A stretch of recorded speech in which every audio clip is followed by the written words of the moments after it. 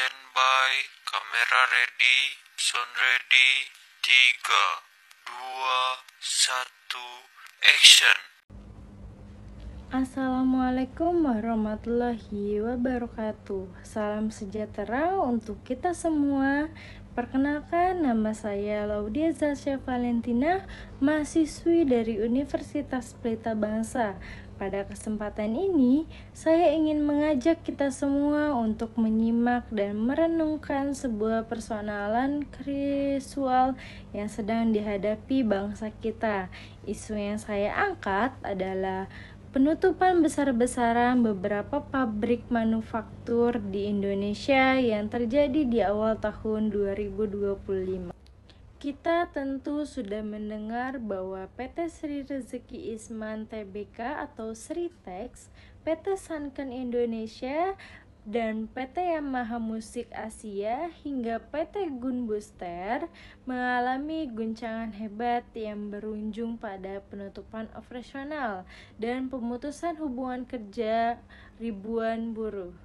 Ini bukan sekedar statik atau handle berita. Ini adalah wajah nyata dari krisis industri yang akan berdampak luas, bukan hanya pada perekonomian nasional, tetapi juga terhadap nasib manusia-manusia yang menggantungkan hidup dari pekerjaan di sektor manufaktur tersebut. Dalam penyampaian ini, saya tidak hanya akan menyampaikan opini pribadi. Pendapat saya akan didasari oleh teori-teori ekonomi dan sosial yang relevan, serta bukti-bukti konkret dari laporan dan data terkini. Karena sebagai mahasiswa yang cerdas dan berwawasan luas, sudah seharusnya kita tidak berbicara tanpa dasar. Kita harus berpikir kritis, sistematis, dan penuh tanggung jawab. Mari kita mulai.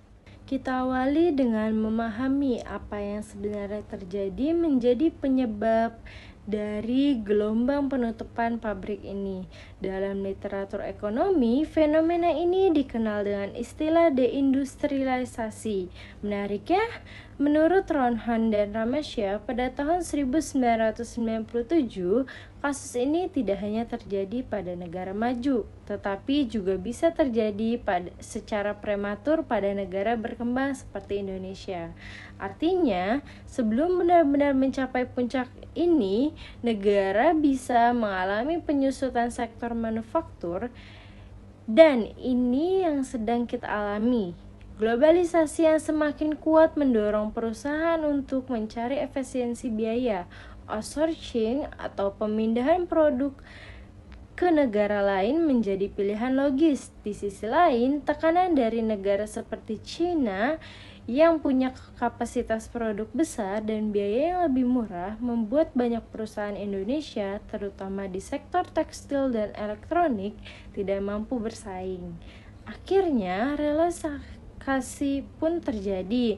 Kondisi ekonomi global pasca COVID-19 belum benar-benar pulih, ditambah dengan ketegangan geopolitik seperti perang dagang dan konflik Rusia-Ukraina.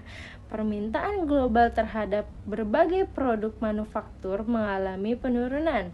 Dalam teori komoditif Superclean dijelaskan bahwa harga komoditas termasuk nikel akan mengalami fluktuasi dalam siklus panjang. Penurunan harga nikel sejak akhir 2022 menjadi pukulan telak bagi PT GNI yang basis produknya sangat tergantung pada ekspor bahan mentah tersebut. Sayangnya, kelemahan dari sisi kebijakan industri nasional juga memperburuk keadaan. Tidak adanya proteksi berarti sektor manufaktur Indonesia berhadapan langsung dengan pesaing global tanpa perisai.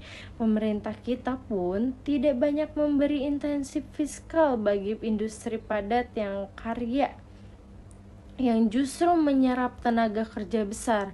Ini menjadi bukti kelemahan arah kebijakan industrialisasi nasional kita. Sekarang kita masuk pada sisi yang paling menyentuh, dampak sosial dan ketenagakerjaan.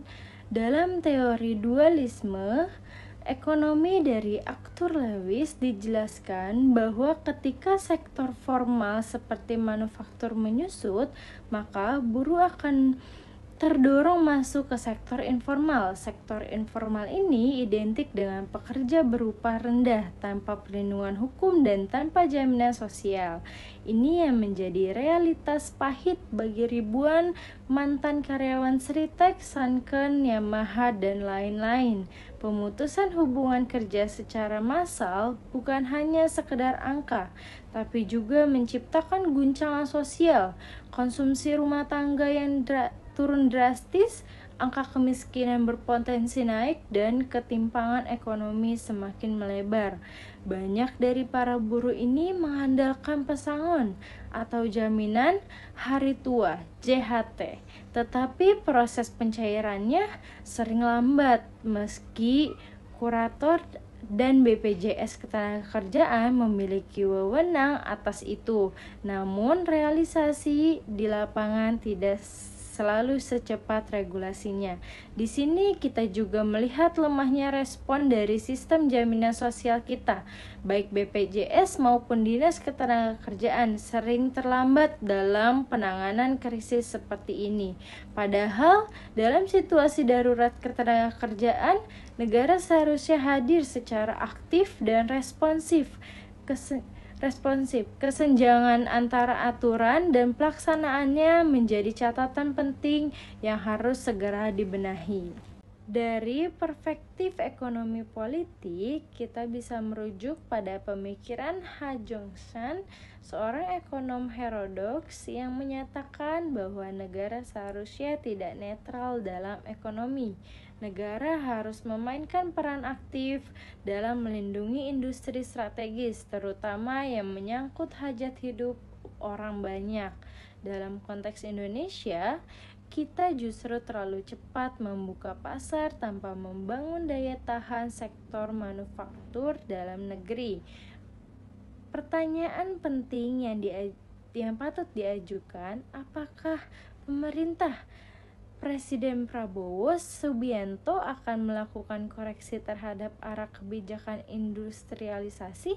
Kita tidak bisa hanya mengandalkan hilirisasi bahan mentah seperti nikel tanpa memperkuat sektor manufaktur tekstil, elektronik, dan lainnya.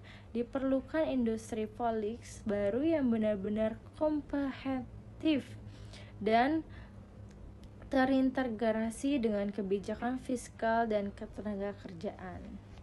Lantas, apa yang bisa dilakukan? Pemerintah harus segera memberi intensi fiskal kepada industri yang terdampak. Restrukturisasi utang juga perlu difasilitasi agar pabrik-pabrik yang masih potensial bisa diselamatkan. Selain itu, dana talangan atau bailout untuk industri strategis dapat dipertimbangkan dengan syarat dan pengawasan yang ketat. Undang-undang Ketenagakerjaan pun harus ditinjau ulang agar lebih adaptif terhadap fenomena PHK massal.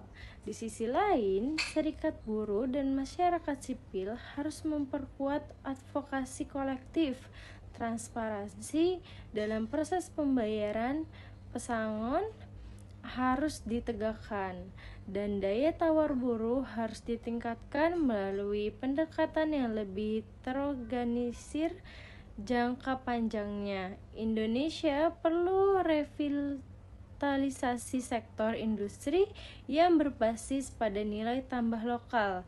Jangan hanya tergantung pada ekspor bahan mentah, tetapi dorong pencipta produk manufaktur dengan inovasi dan teknologi lokal. Sebagai penutup, saya ingin menegaskan kembali, penutupan pabrik ini adalah sinyal keras bahwa kita butuh pembenahan serius di sektor industri.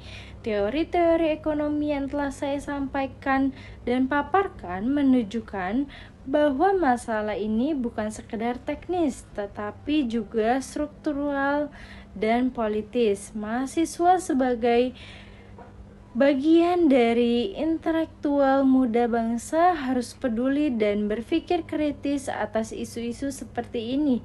Mari berdiskusi, mari berpartisipasi, dan mari berkontribusi untuk masa depan ekonomi Indonesia yang lebih berkeadilan dan berkelanjutan.